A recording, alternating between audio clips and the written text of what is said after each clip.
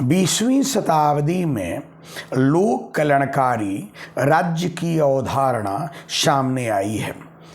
लोक कल्याणकारी राज्य के अतिरिक्त समाजवादी तथा लोकतांत्रिक राज्यों में जो समाज के कमज़ोर लोग हैं, जो बीमार, लाचार, दिव्यांग लोग हैं या उत्पीड़ित हैं, महिलाएं हैं, उनके कल्याण सुरक्षा के लिए विशेष प्रावधान किए जाते हैं और ऐसे कार्यक्रमों को सामाजिक न्याय के नाम पर औचित्यपूर्ण बनाया जाता है।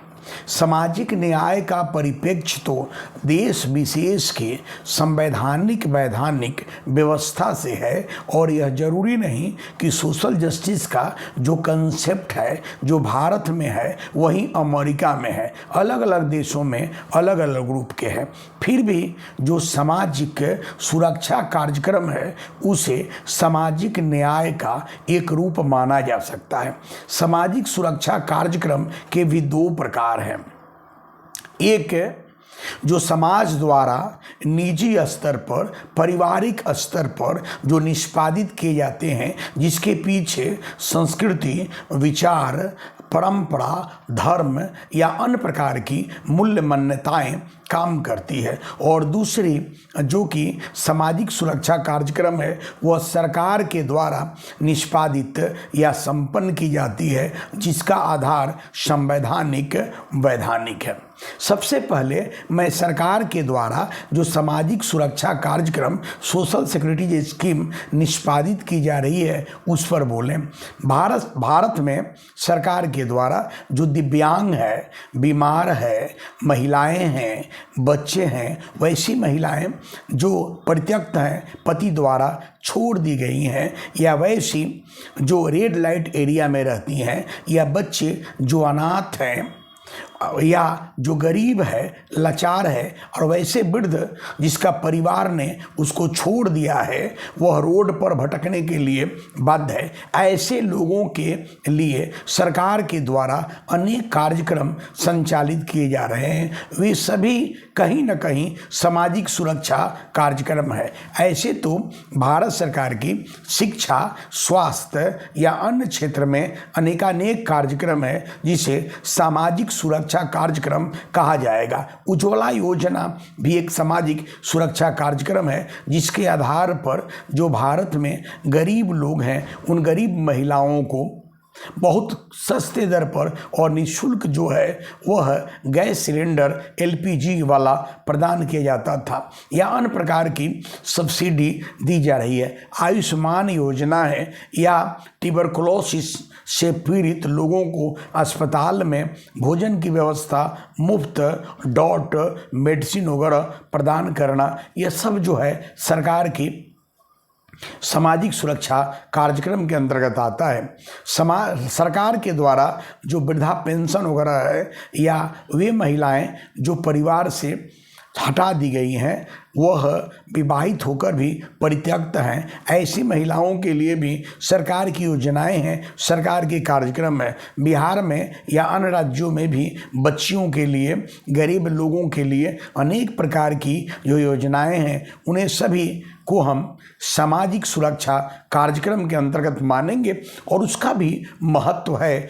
इसे इनकार नहीं किया जा सकता। लेकिन मेरा मूल मुद्दा जो है वह समाज में जो परंपरा या धर्म और मान्यता के आधार पर सामाजिक सुरक्षा कार्यक्रम जो चला रहा था, जो प्रत्येक परिवार के स्तर पर था, वह विखंडन की और समाप्ति के कगार पर है। उन्हीं पर बात करना जरूरी है। आखिर कौन सी ऐसी कारक और परिस्थिति आई है जो समाज में बहुत पहले से परंपरागत रूप में जो सामाजिक सुरक्षा कार्यक्रम चला रहा था वह खंडित हो रहा है, वह ध्वस्त हो रहा है, और वैसी स्थिति में सरकार के पास कोई मशीनरी नहीं है कि सभी भारत के वृद्धों को, सभी बीमार लोगों को वह सरकार के द्वारा सामाजिक सुरक्षा के नाम पर कल्याण किया जा सकता है।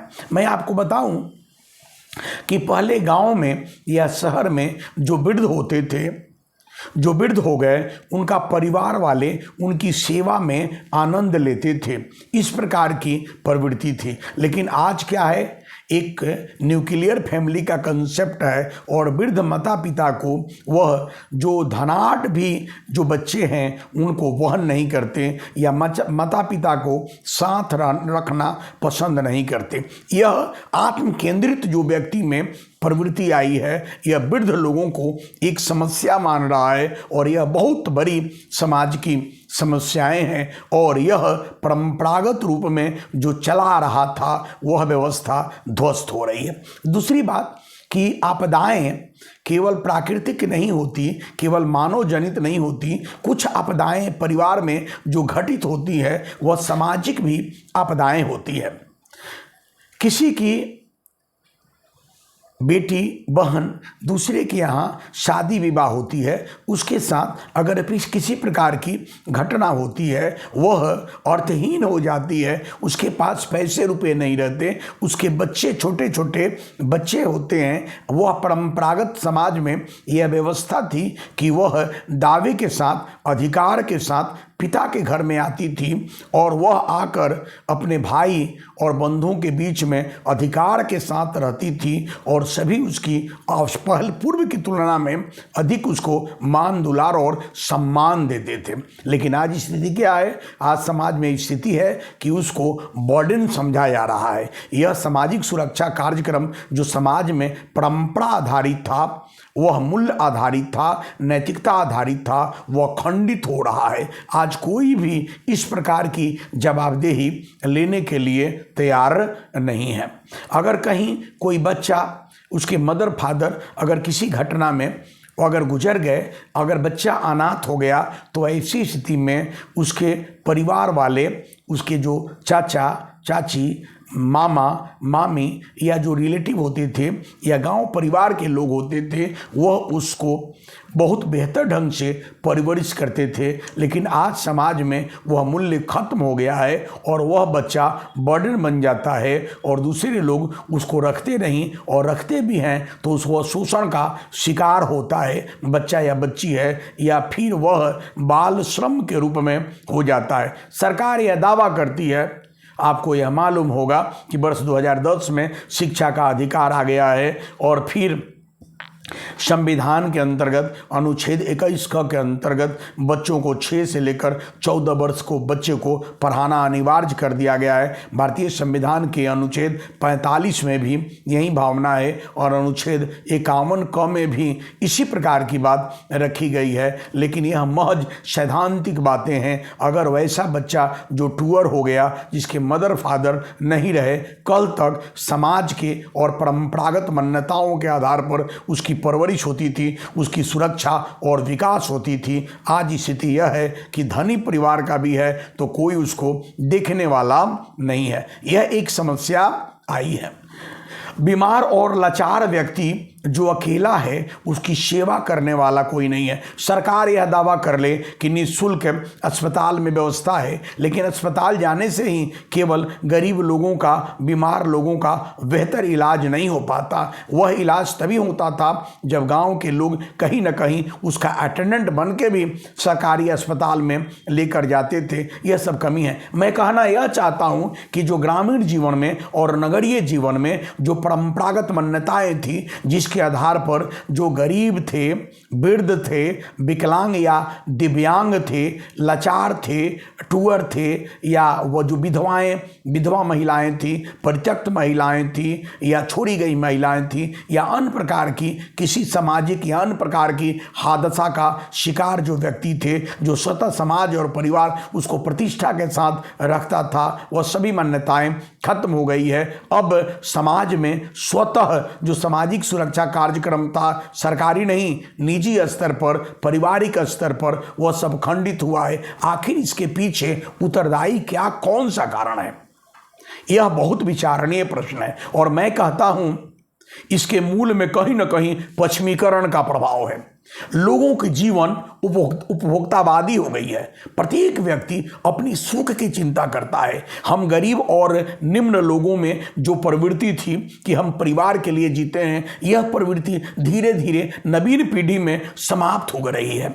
एक रिक्शा चलाने वाला आदमी 6 दिन रिक्शा चलाता है और प्रत्येक दिन रिक्शा चलाने वाला ऑटो रिक्शा चलाता है, 50 रुपये की बचत करता है और संडे के दिन वह इंजॉयमेंट के फेर में रहता है। यह नहीं सोचता कि उसके मदर और फादर को अगर 500 रुपया महीना भेज देंगे तो वह भी भोजन करेगा। उसको अपनी माँ और पिता की बेबसी का कोई फिक्र नहीं है, वह इंजॉयमेंट में लगा रहता है। मैं कहना यह चाहता हूँ कि यह न केवल धनाढ़ लोगों में उत्तर मनोवृत्ति और पाश्चात्य संस्कृति आई है, लिबर्टेरियनिज्म का कंसेप्ट आया है, पोस्ट मॉडर्निज्म का कंसेप्ट आया है, बल्कि पोस्ट मॉडर्निज्म आम लोगों को भी प्रभावित कर रहा है।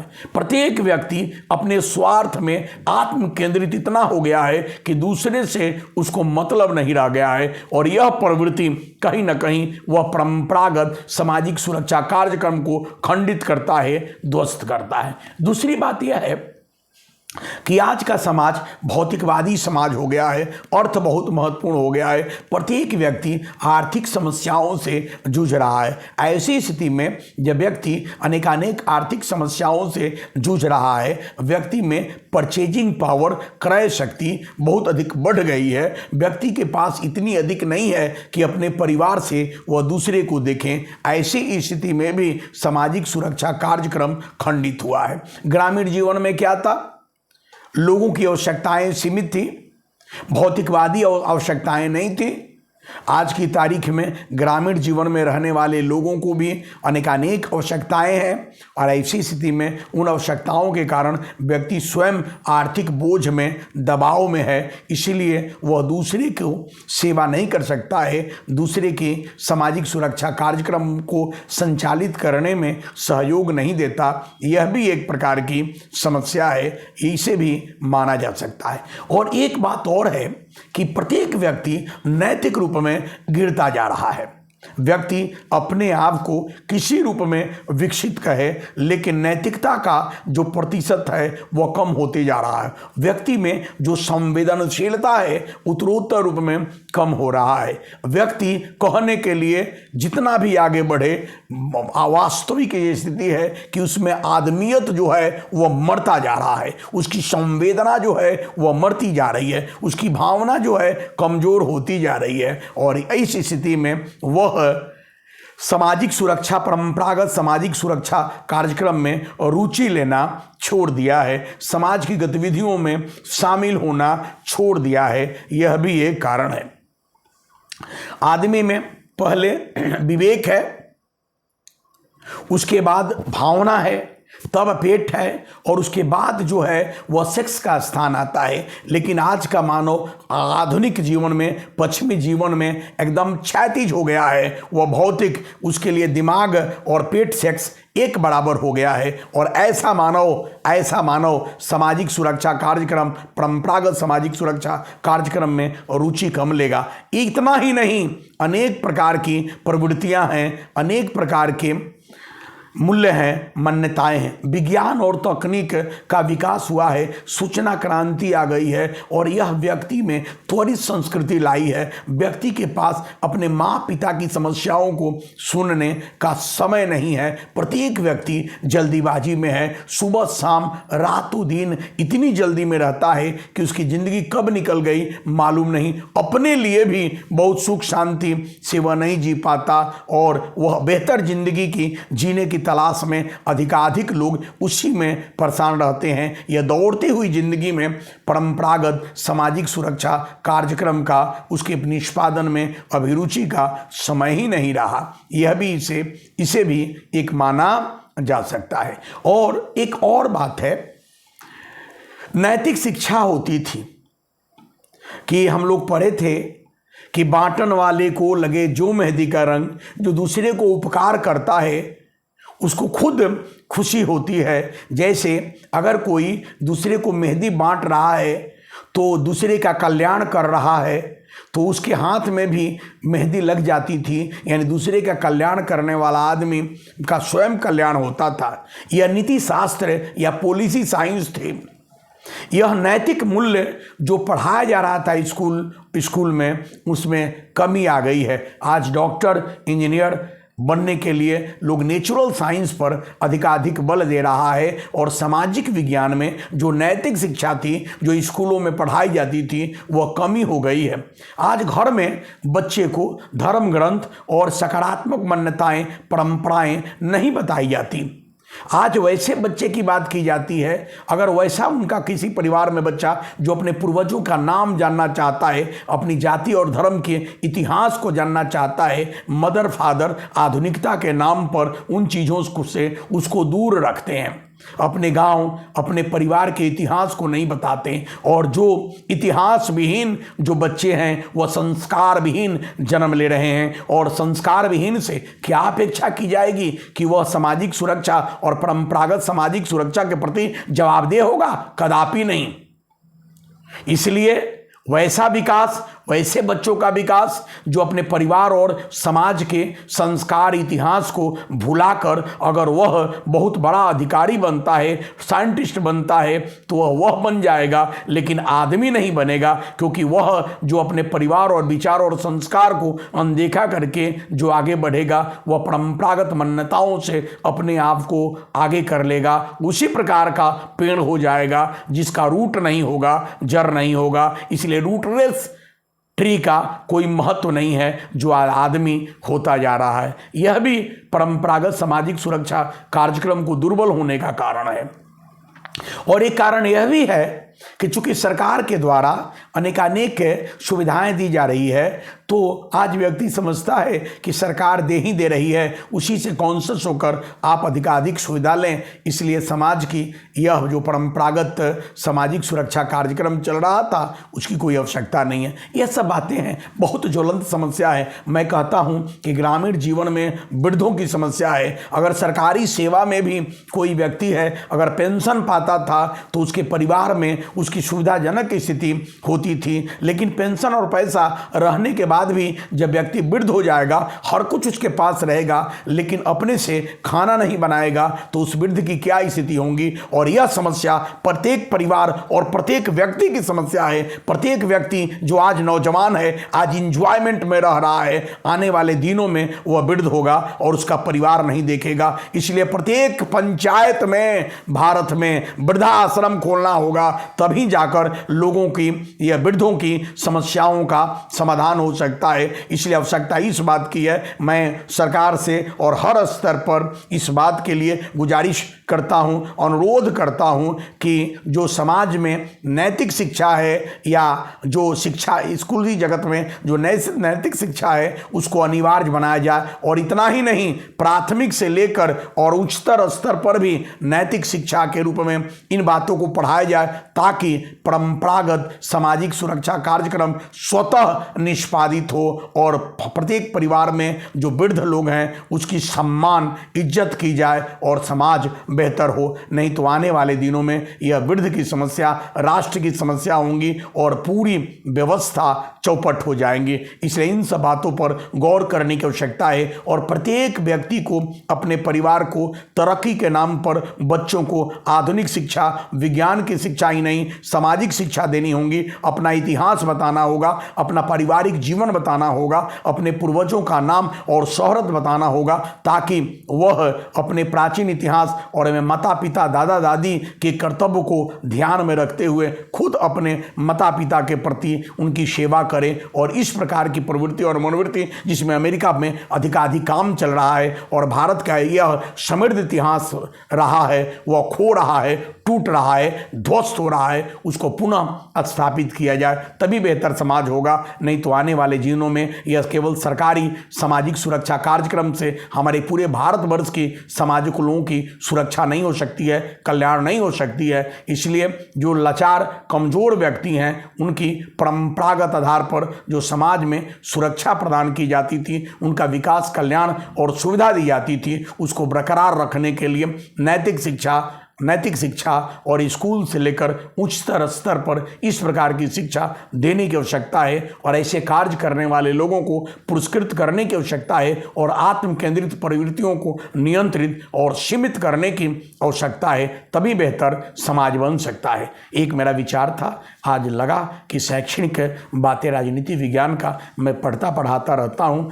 थोड़ी सी अलग हटकर आपसे बात करूँ, उसी उद्देश्य से मैंने ये रखा है। यदि आप लोगों का इस पर सकारात्मक प्रतिक्रिया आई तो जो समाज में समस्याएं हैं उसको मैं रखूँगा और पॉलिसी साइंस के संदर्भ में भी और नैतिक मूल्यों की स्थापना पर या उसको कैसे बढ़ावा दिया जाएगा आने वाले दिनों में मैं काम करूँगा। Okay, thank you, God bless you.